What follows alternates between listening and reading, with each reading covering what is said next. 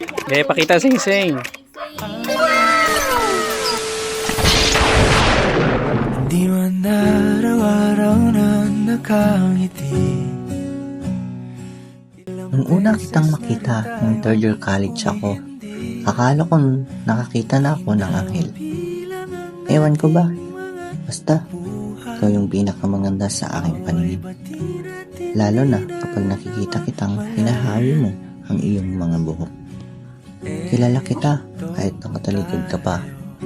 Yung ayos ng buhok mo, yung paborito mong t-shirt, yung malulutong mong tawa, yung malambing mong tinig, lalo na yung brand ng perfume na ginagamit mo. Kahit gustong gusto kita noon, naiilang akong mag-first move lalo na sa chat. Kasi natatakot akong mag-react ka lang ng haha sa chat ko na di nagre-reply.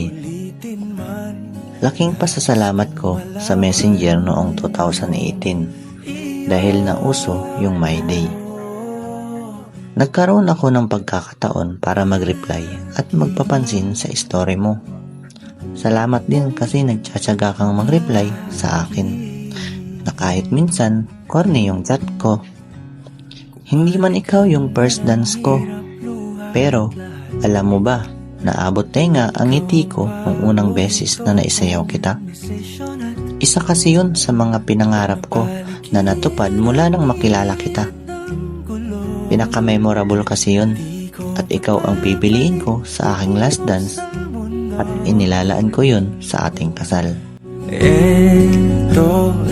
Ang totoo niyan, nung unang beses na nahawakan ko ang iyong kamay, may kakaiba sa bilis ng pintig ng puso ko at sa'yo ko lang naranasan yun.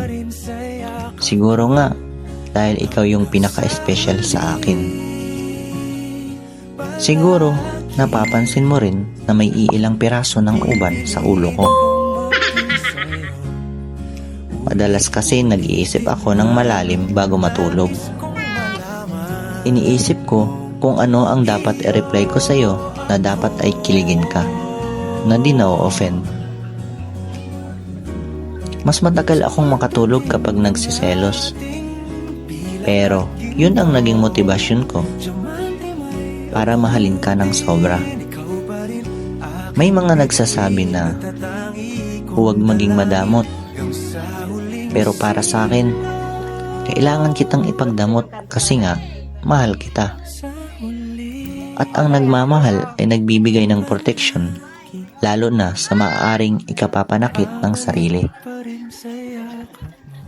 Nitong huli, iniisip ko rin ng sobra kung paano ako magpo-propose sa'yo. Kung paano ko malalaman ang size ng singsing na bibilhin ko, kung saang lugar, kung paano ko kukutsabahin ang mga kapatid at magulang mo.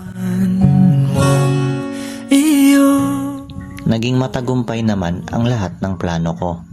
Salamat sa kanya dahil pinagbigyan niya yung mga hiniling ko at may pasobra pa. Yay! Clap your hands! Mga hindi nag-practice. Okay, pakita sing-sing. Palagi mong tatandaan, ikaw ang pipiliin ko palagi. Palagi pipiliin kong maging sa'yo. Ulit-ulitin man, nais kong malaman